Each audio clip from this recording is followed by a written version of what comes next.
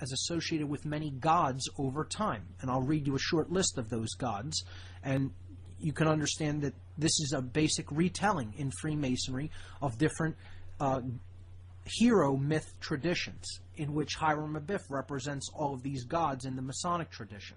Okay? If a god amongst the people, okay, wouldn't you agree that these are admirable qualities? So, in other words, Hiram Abiff represents the godlike qualities that we can embody as human beings. And I hear the intro music, and we'll be right back, ladies and gentlemen.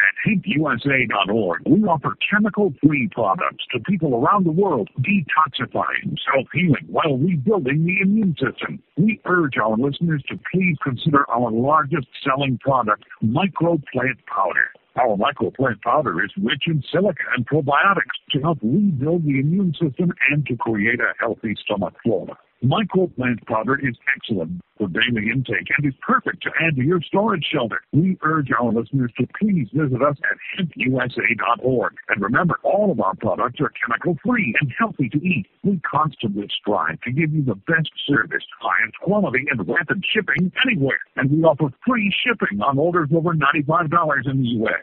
Please visit us at HempUSA.org or call 908-691-2608. That's 908-691-2608. See what our powder, seeds, and oil can do for you at HempUSA.org. The Oracle Broadcasting Radio Network is on a mission to bring you the best in cutting-edge talk radio. Oracle Broadcasting is a true beacon of free speech, uncensored news, and relevant information that depends on the support of listeners just like you. You can help us expand our reach and inform the masses. Promote the network by clicking the Socialize link on the left-hand side of the OracleBroadcasting.com website. Using the simple tools provided, it is easy to spread the word about Oracle Broadcasting on social networking websites, blogs, newsfeed, and many other ways with just one click. You can also help by becoming an Oracle Broadcasting member today. For just $5 a month, you get access to the member stream. Allows you to listen to all of the great shows from Oracle Broadcasting in 128K stereo CD audio quality. To find out more, go to OracleBroadcasting.com. And thank you for listening to the Oracle Broadcasting Radio Network. We all know that Berkey water purification systems are the most trusted name in water filtration. As an authorized Berkey dealer for over 5 years and serving thousands of satisfied customers, the Berkey Guy offers amazing specials for Berkey water filtration systems. The Berkey Light systems include a set of self-sterilizing and recleanable black purification elements that purify water by removing chlorine, pathogenic bacteria, and parasites to non-detectable levels and remove harmful chemicals such as herbicides and pesticides. Order the Berkey Light system today, complete with 2 black Berkey elements for only $209, and the Berkey Guy will include 3 Sport Berkey water bottles and ship everything to you free of charge. That's right, 3 Sport Berkey water bottles and free shipping. An $87 value, yours free. Call the Berkey Guy at 1-877-886-3653. That's 1-877-886-3653. Or order online at GoBerkey.com. That's GoBerkey.com today.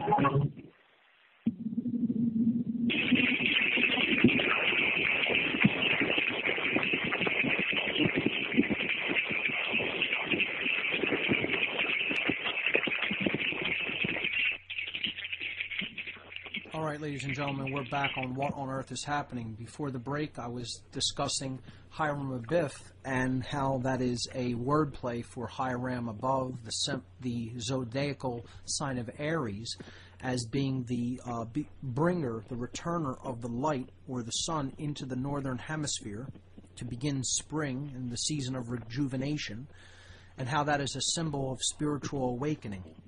Okay, so I was reading an excerpt about the symbolic meanings of the ram, and we saw that it is a symbol of power, drive, virility, protection, fearlessness, courage, in other words, okay? So these are admirable qualities, and these are qualities to be cultivated, to become more in harmony with divinity and natural law. So there are some gods that had symbolic connections to the ram in the ancient world. Among them was the Celtic god Cernunnos, and he was often shown with a ram. Some depictions of him show him seated with a ram-headed snake by his side, and this was a symbolic gesture of renewal and power. In ancient Egypt, the god Amun-Ra took on the persona of Khnum, the creator god, who was always depicted with a ram's head. Okay? In Scandinavia, in the Norse tradition, Thor was often connected closely with a ram, and he was fabled to use rams to pull his chariot. Okay, Thor. Other gods that were connected in the ancient world with the strong will, okay, because this is about the will. Hiram-Abiff is ultimately about higher will with a capital W, will to come into harmony with natural law and the ultimate drive behind creation, which is ultimately to live in harmony with the laws of nature and the laws of higher morality. That's what it's ultimately all about, achieving self-mastery, mastery over self, and only through which can we obtain any level of mastery of nature. It's not even mastery, it would just be really living in harmony with it so that we don't use it as a destructive power, which we're currently doing. Okay?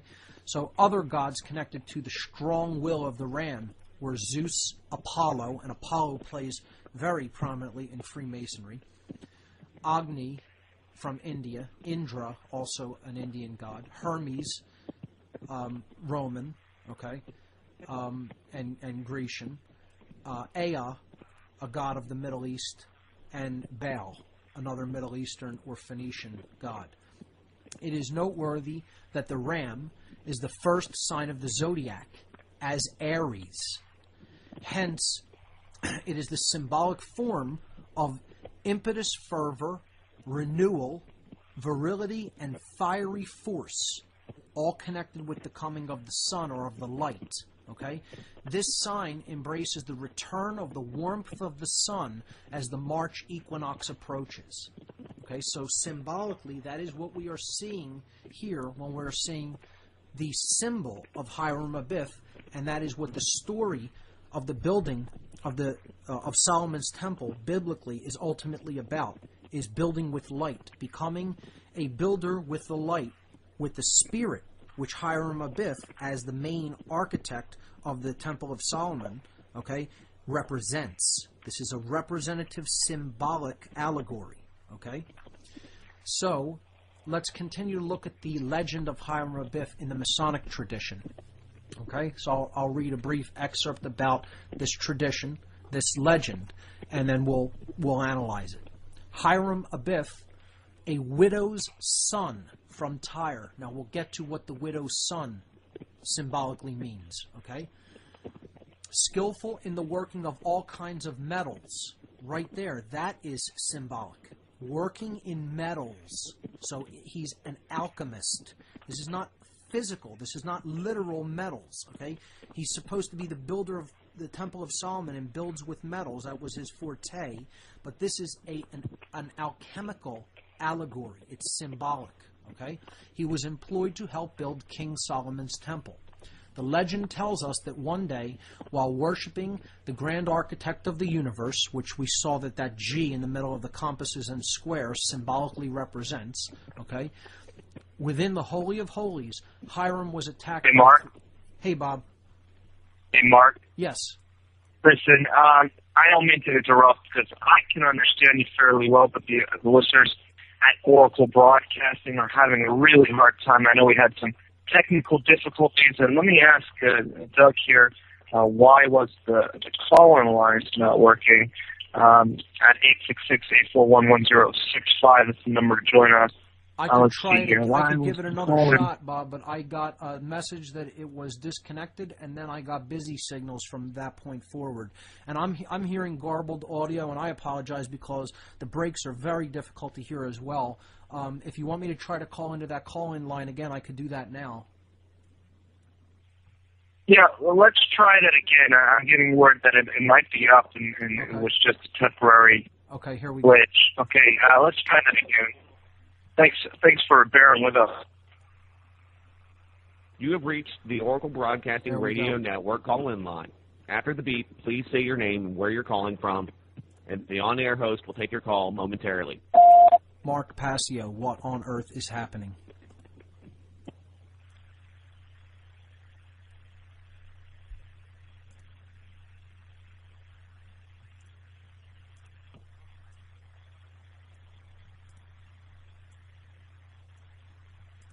Bob, are we on?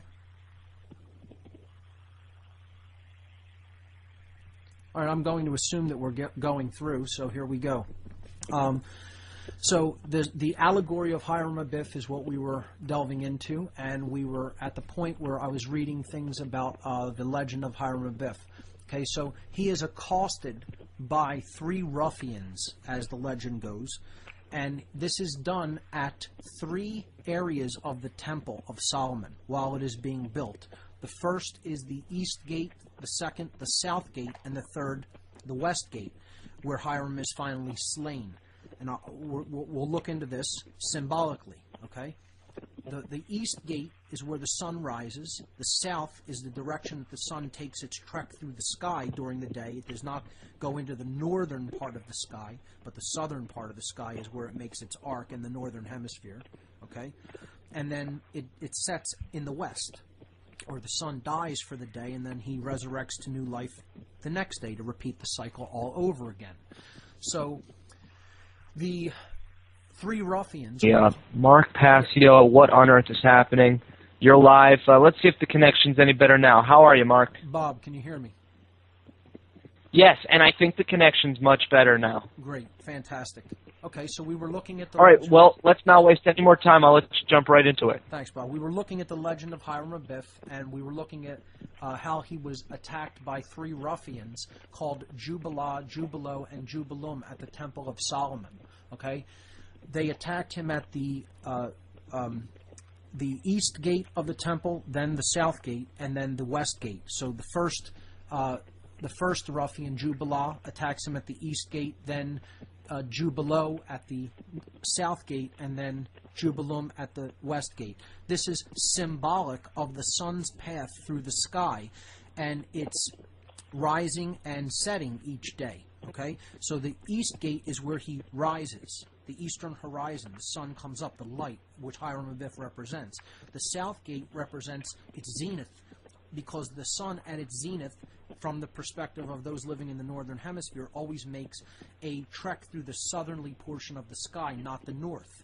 Okay, this is also why there are 3 candles in Freemasonry's altar, one at the east, one at the south, one at the west, but not one in the north. Okay.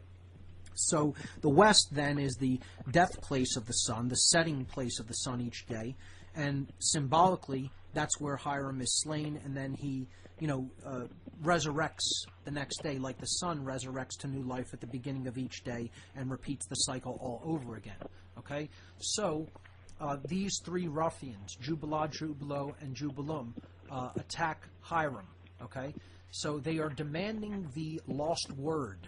Okay, the master word, the master mason's word, and it's supposed to be the secret name of God. Hiram Abiff refuses to divulge this deeply held secret of the builders, and therefore he is attacked by these 3 ruffians. The first ruffian, named Jubilah, strikes Hiram across the throat with a 24-inch gauge, which is another Masonic tool symbolically.